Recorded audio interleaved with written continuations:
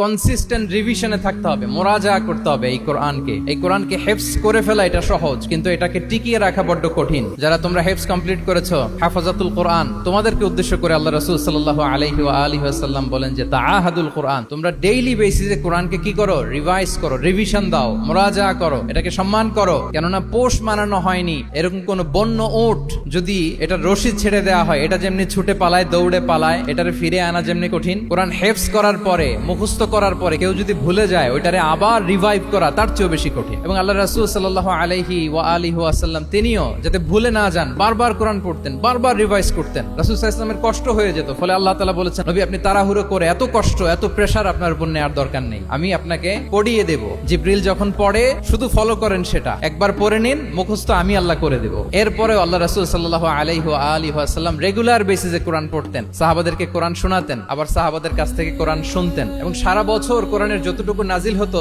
রমাদান আল মুবারাকে জিবরিল আলাইহিস সালামের সাথে রিভিশন করতেন। যে বছর তিনি ইন্তেকাল করবেন, ওই বছর দুইবার তিনি গোটা কোরআনকে জিবরিল আলাইহিস সালামের সামনে পেশ করেছেন, শুনিয়েছেন। তাহলে এটাই হচ্ছে সুন্নাহ। তিনি তো পৃথিবীর প্রথম হাফেজ নাকি? উনি রেখেছেন কিভাবে কোরআনকে, প্রিজার্ভ করেছেন কিভাবে? রিভিশনের মাধ্যমে। You have to revise a lot, you have to recite a lot. এটা আমাদের মনে থাকবে তো নাকি? শিক্ষার্থী বন্ধুরা আওয়াজ করো, মেক এ নয়েজ। মনে থাকবে ইনশাআল্লাহ বিইذنিল্লাহ।